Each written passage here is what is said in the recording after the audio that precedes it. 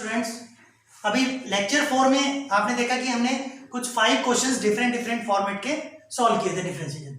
यहाँ पर भी मैंने कुछ और डिफरेंट टाइप्स के क्वेश्चंस यहाँ लिखे हैं जो कि आप देखेंगे आपके सिलेबस में आएंगे। तो फर्स्ट क्वेश्चन हमने लॉग का ही लिया है। एज इट इज हमें क्या फाइंड आउट करना है, इसमें क्वेश्चन क्या लिखा रहेगा। इसका क्वेश्चन तो दोनों ये सेकेंड थर्ड का क्वेश्चन तो लिखा हुआ है, लेकिन इसका आपको डिफरेंशिएशन करना है विद रिस्पेक्ट टू एक्स।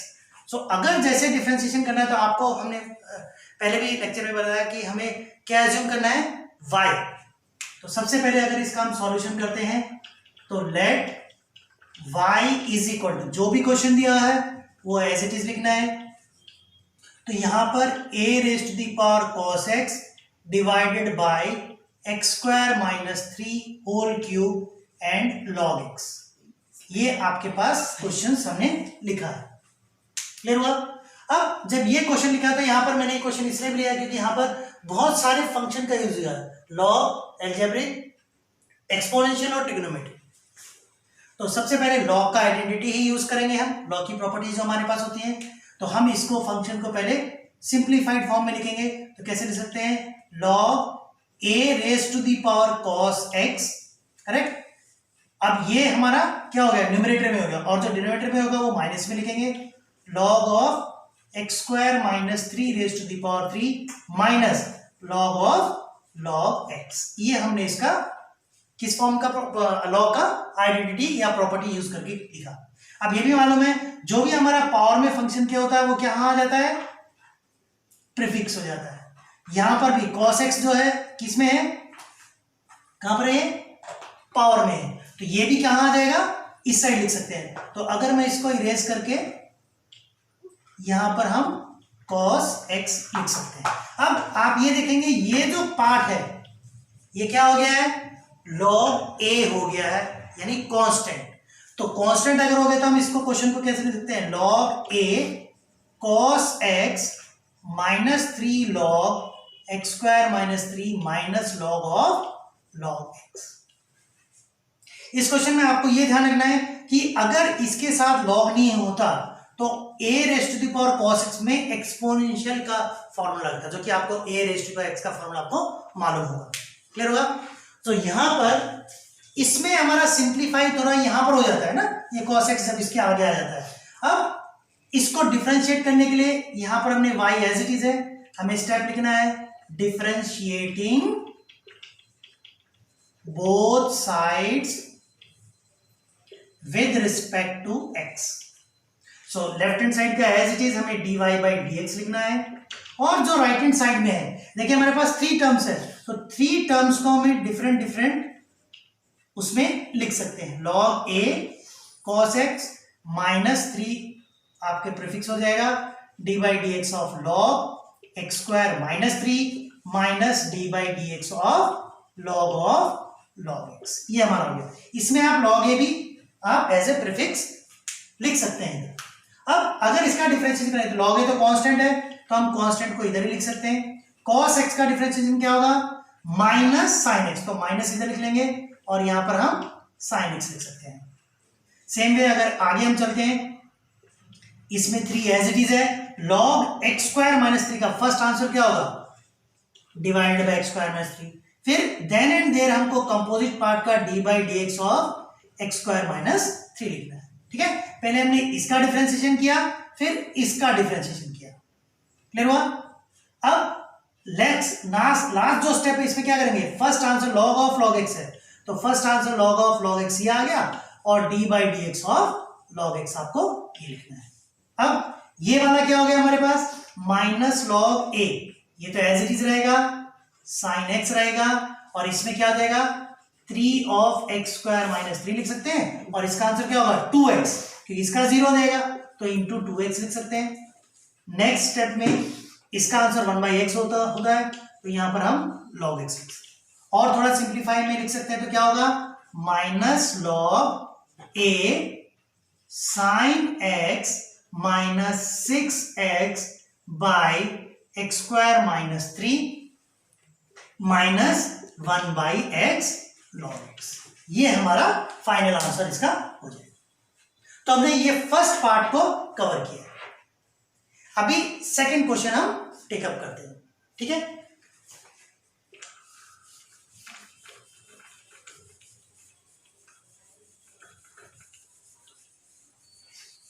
अभी सेकंड क्वेश्चन में आप अगर ध्यान देंगे, इसमें क्वेश्चन में सब कुछ लिखा हुआ है कि क्या हमें करना है।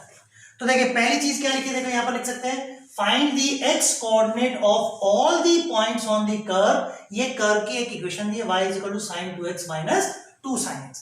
बट जो हम x की वैल्यू निकालेंगे वो इस रेंज में होनी चाहिए। 0 means x is greater than equal to 0 but it is less than 2 pi. और आपको एक और चीज क्या गिवन है, dy by dx is equal to 0 given है। क्लियर हो गया। तो यहां पर आप जब इसका सॉल्यूशन निकालेंगे तो ये फंक्शन को आपको एज ए स्टार्टअप करना है। तो हम गिवन जो दिया है हम इसका सॉल्यूशन स्टार्ट कर सकते हैं। सॉल्यूशन तो गिवन हमारे पास गिवन दिया हुआ है y is equal to sine 2x minus 2 sine x। इसको हमें क्या करना है, डिफरेंशिएट करना है, क्योंकि dy by dx is equal to 0 दिया हुआ है। सो differentiating both sides with respect to x। Clear हुआ। तो अगर हम both side with respect to x करेंगे तो क्या लिखना है, dy by dx। तो ये हम बाद में यूज करेंगे, ठीक है, dy by dx।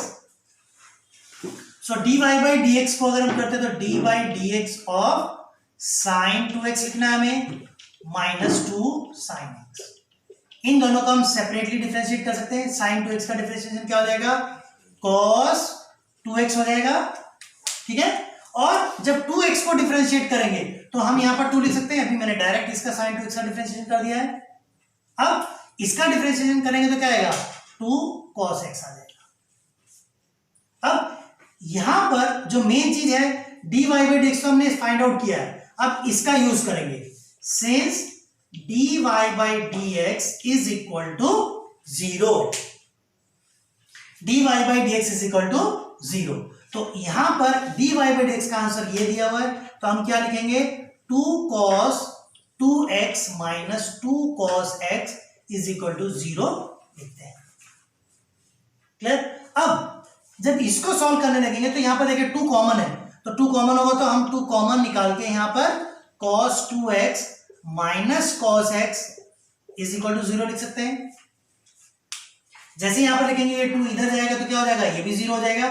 तो नेक्स्ट स्टेप में हमारे पास क्या बैलेंस है, cos 2x minus cos x is equal to 0।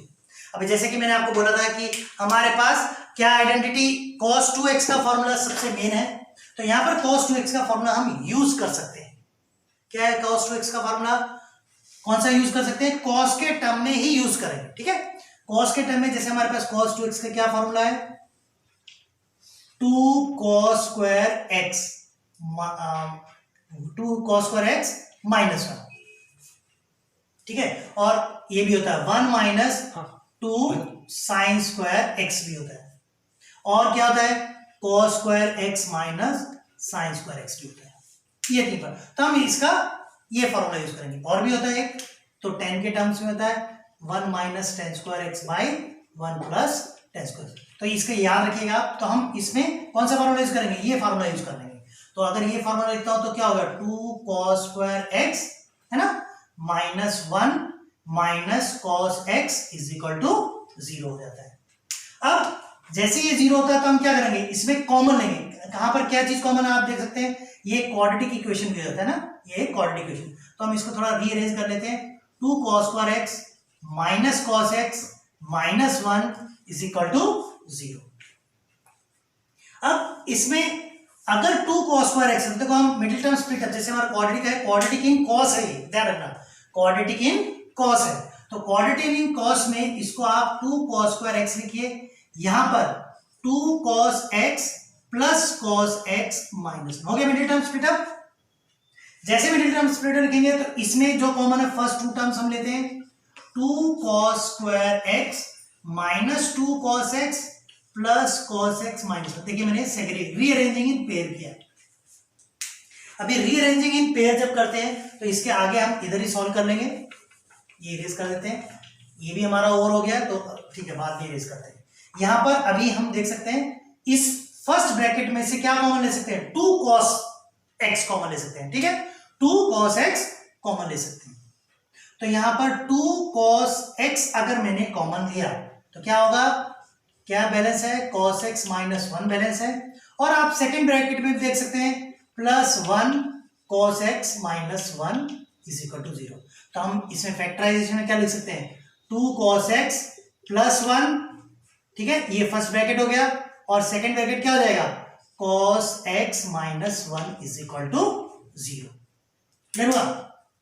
अब यहां पर हमारा इन दोनों फैक्टर्स को हम इक्वल टू 0 करते हैं, 2 cos x plus 1 is equal to 0, तो यहां पर फर्स्ट वैल्यू क्या आ जाती है, cos x is equal to -1/2, और इस फैक्टर को अगर हम cos x minus 1 is equal to 0 करते हैं तो cos x is equal to 1 आ जाता है। तो यहां पर x की वैल्यू क्या आ जाएगी, सीधा आप π/2 लिख सकते हैं, यहां पर तो आपके पास आ गया। क्लियर हुआ। लेकिन ये जो मैंने वैल्यू लिखी क्या है, करेक्ट है, नहीं, यहां पर क्या आएगा, x का वैल्यू 0 आएगा, क्योंकि cos 0 के लिए 1 होता है। क्लियर हुआ। अब बात आती है यहां पर, तो एक सॉल्यूशन हो गया आप देखिए, तो जहां पर जो इसको रेंज लिखी थी, देखिए रेंज जो है, रेंज के अंदर हमारा एक सॉल्यूशन आ गया, ठीक है। अभी बाकी सॉल्यूशन मैं थोड़ा इरेज करके इसको सॉल्यूशन यहां पर आगे निकालते हैं, ठीक है।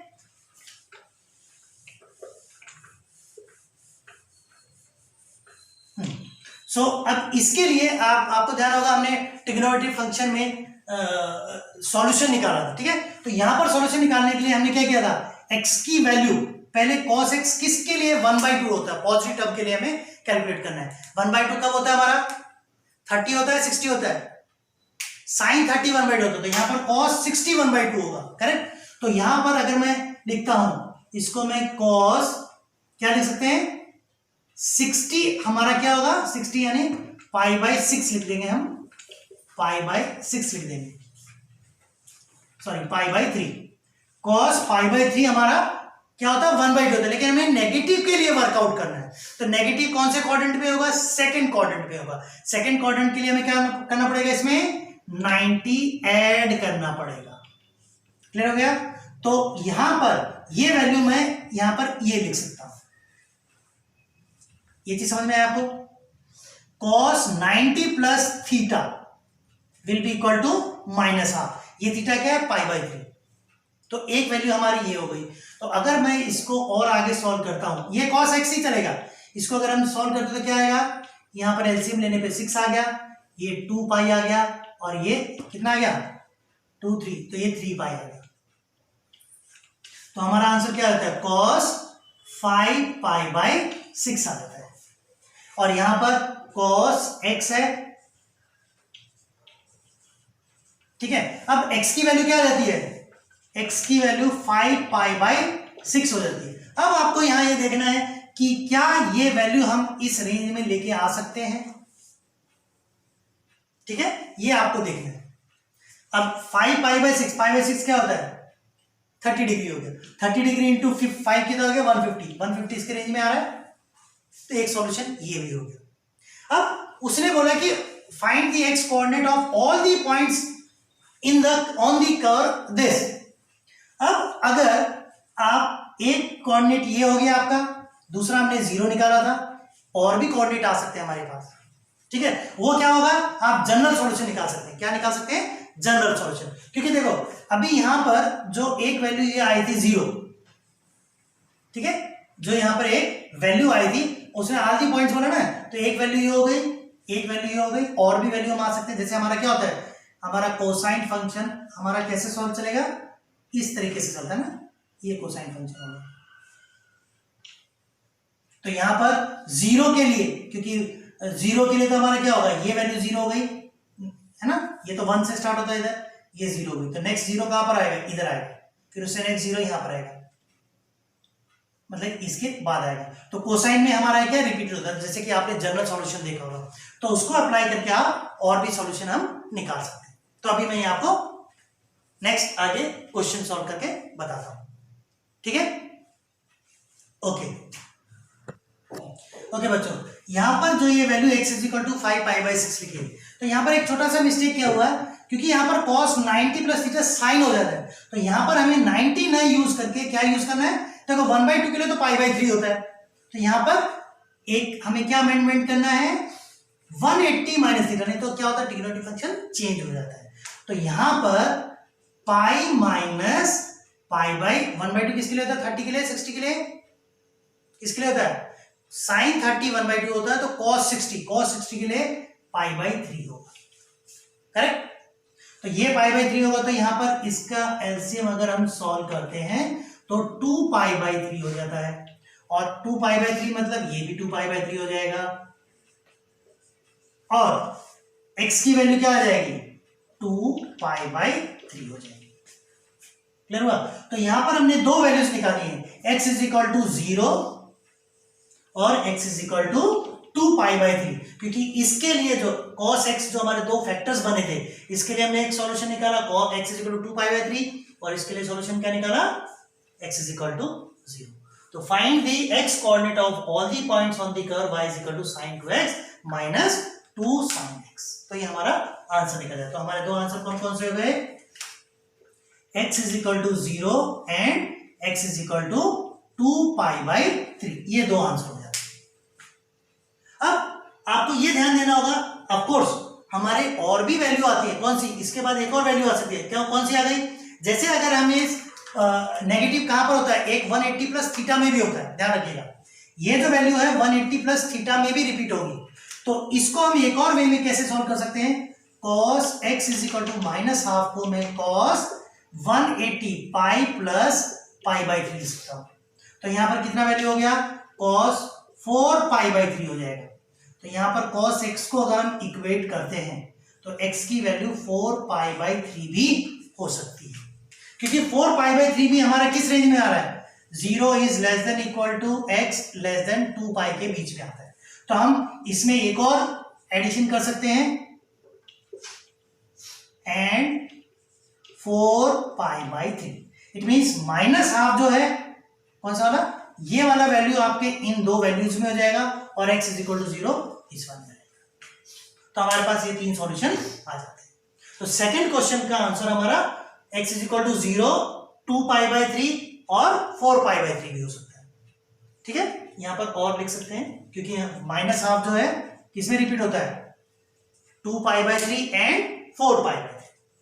अब हम थर्ड क्वेश्चन की तरफ चलते हैं। थर्ड क्वेश्चन हमारा यहां से स्टार्ट है, तो बाकी चीज हम इरेज कर सकते हैं। अभी देखिए, अभी क्वेश्चन को आप जब तक मैं इरेज कर रहा हूं, आप क्वेश्चन को देखकर समझ सकते हैं कि अब हमें नेक्स्ट क्वेश्चन में क्या करना है, ठीक है। तो हमारे ये दोनों क्वेश्चन हो गए हैं। ये वाले क्वेश्चन में अगर आप देखते हैं, देखिए गिवन क्या है, if hx is equal to, hx एक फंक्शन हो गया, root of 4 of fx plus 3 of g of x, ये फंक्शंस हो गए। बट यहां पर देखिए, देख सकते हैं आप, f of 1 is equal to 4 दिया हुआ है, g ऑफ 1 3 दिया हुआ है, लेकिन फिर नेक्स्ट उसमें f डैश यानी डिफरेंशिएशन इज इक्वल टू 3 दिया हुआ है, लेकिन 1 पर, यहां पर g ऑफ डैश 1 पे 4 दिया हुआ है। फाइंड क्या करना हमने, h डैश 1। तो सबसे मेन चीज क्या है, यहां पर जो h ऑफ x फंक्शन दिया हुआ उसको आपको डिफरेंशिएट करना है, और जो राइट हैंड साइड में जो आंसर आपका आएगा वो सॉल्व करना है, और बाद में इन वैल्यूज का यूज करना है। तो जो मैंने अभी एक्सप्लेन किया वो हम यहां पर सॉल्व करते हैं, ठीक है। तो सबसे पहले हम फंक्शन जो गिवन है वो हम यहां पे स्टार्ट कर सकते हैं। h ऑफ x हमें दिया हुआ है root of 4 of f of x plus 3 of g of x दिया। अब अगर हम डिफरेंशिएट करते हैं बोथ साइड, इसमें एक्चुअली क्या है, जस्ट कंफ्यूजन के लिए, क्योंकि अभी तक हम केवल y is equal to right hand side में x के फंक्शन होते थे, यहां पर क्या है, h ऑफ x दे दिया है, ठीक है। डिफरेंशिएटिंग बोथ साइड बिल्कुल वैसे रिपीट करेंगे विद रिस्पेक्ट टू x। अगर इसको डिफरेंशिएट करते हैं तो ये डिफरेंशिएशन क्या हो जाएगा, h डैश x हो जाएगा। इसका डिफरेंशिएशन करेंगे तो आपको याद होगा, हम dy बाई dx को हम क्या लिख सकते हैं, y डैश x भी लिख सकते हैं। तो ऐसे ही हम d by d of x, h को क्या dh बाई dx क्या लिख सकते हैं, h डैश x भी लिख सकते हो। ये h डैश x और ये वाला भी h डैश x हम बाद में यूज करेंगे, बट ये हमारा लेफ्ट हैंड साइड पार्ट हो गया। अब अगर राइट हैंड साइड को करेंगे तो क्या करेंगे, d by d of x of, हम यही फंक्शन लिखते हैं। तो हम मैं थोड़ा यहाँ पर अमेंड भी करूंगा, जो अभी आपको पता चल जाएगा। यहाँ पर क्या है, इसका अगर पावर 1/2 लिखता हूं तो कोई चेंज होगा नहीं होगा। तो इसका आंसर अगर डिफरेंशिएशन का निकालते हैं तो क्या होगा 1/2, ये फंक्शन पूरा इधर ही आ जाएगा। तो हम क्या ले सकते हैं 4 of fx plus 3 of g of x, ये हमारा इधर कवर हो जाता है, लेकिन पावर इधर ही 1/2 रहेगी। ठीक है, सो ये हमारा इसका आंसर हो गया ना पूरे उसका। अब क्योंकि कंपोजिट पार्ट है तो d/d ऑफ x क्या करेंगे 4 of fx plus 3 of g of x करेंगे। हमने कोई ज्यादा इसमें कंफ्यूजन नहीं करना है, जो हमें क्वेश्चन दिया उसको डिफरेंशिएट करना है। तो fx का डिफरेंशिएशन f डैश x होता है, g ऑफ x का डिफरेंशिएशन g डैश x होता है, इसमें कोई चेंज नहीं होगा। तो इसको हम एज इट इज लिखते हैं twice of 4 of fx plus 3 of g of x, लेकिन ये पावर 1/2 है, ध्यान रखना। और इसका आंसर करेंगे तो क्या होगा 4 f डैश x हो गया और इसका 3 g डैश x हो गया। तो ये ब्रैकेट में हम यूज कर सकते हैं। अब देखिए हमने h डैश x हमारा ये आंसर आ गया है, लेकिन उसने क्या पूछा है h डैश 1 पूछा है। h डैश 1 मींस जहां पर भी x है मैं उसको रिप्लेस करूंगा 1 से, तो यहां पर तो मैंने 1 से रिप्लेस किया। अब आप देख सकते हैं f ऑफ x, यहां पर f ऑफ x था, लेकिन f ऑफ 1 क्या है 4, क्योंकि यहां पर f ऑफ 1, तो मैं पहले लिख लेता हूं क्या क्या हमें यूज करना है। Twice of 4 of f of 1 लिख लेता हूं, 3 ऑफ g ऑफ 1 लिख लेता हूं, ठीक है, और रेज टू द पावर 1/2 भी लिख सकते हैं, डॉट यहां पर 4 of again f dash of 1 plus 3 g dash of 1, ये हमने लिख लिया। अब आप देख सकते हैं सभी वैल्यूज हमें दी हुई है ना। देखो अगर आप देखते हैं f of 1, g of 1, f dash of 1, g dash of 1, सब वैल्यूज हमें दी हुई, जस्ट आपको सब्स्टिट्यूट करनी है। सब्स्टिट्यूट अगर करेंगे तो क्या क्या वैल्यू आएगी, आप ट्वाइस इधर लिखा रहेगा 4 ऑफ f1, तो ये मैंने 4 लिखा, f ऑफ 1 की वैल्यू क्या दी है 4 दी हुई, देखो इधर, तो ये 4 लिखा, प्लस 3 g ऑफ 1 की वैल्यू भी यहां दी हुई 3 दी हुई है, तो यहां पर भी 3 लिखा और इसमें पावर लगा दिया। सेम ये 4 एज इट इज है, तो 4 ओके मैंने बाहर लिख दिया था, तो ये अंदर रहेगा, यहाँ पर थोड़ा मिस्टेक है, ये 4 अंदर ही रहेगा, ये भी 4 अंदर रहेगा ना। ओके अभी f डैश 1 की वैल्यू क्या दी है 3 दी हुई है, तो यहाँ पर इंटू 3 हो गया, और 3 इंटू g डैश 1 की वैल्यू 4 दी हुई, ठीक है, आप वैल्यूज मैच कर सकते हैं, ठीक है, ये दोनों वैल्यू। अब यहाँ पर बस आपको सॉल्व करना है, सॉल्व करेंगे तो क्या आंसर आएगा, इसके आगे 4 4 16 प्लस 9 25 हो गया। तो इसको आगे थोड़ा मेरे को क्वेश्चन, ठीक है, इधर ये इरेज कर देता हूं। ओके सो आगे हम अगर सॉल्व करते हैं h डैश 1 हमारा कंटिन्यूटी में, तो हम यहाँ पर h डैश 1 ही लिखेंगे।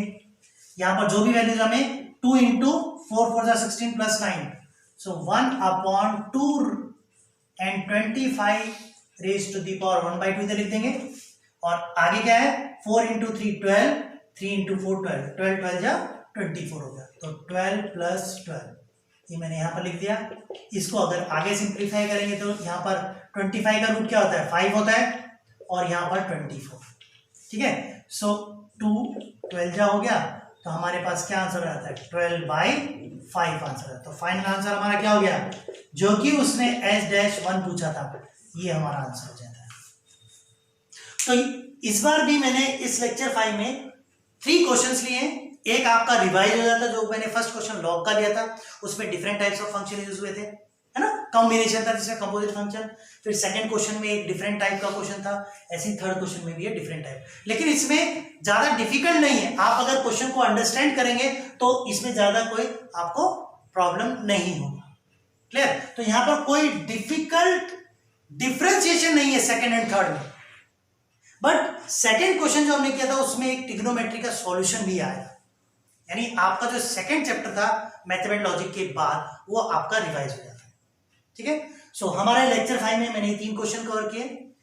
आगे भी लेक्चर्स जो होने वाले हैं उसमें हम डिफरेंट टाइप्स के प्रैक्टिस करेंगे क्वेश्चंस, ठीक है। So thank you for watching this video, stay tune for next lecture, thank you.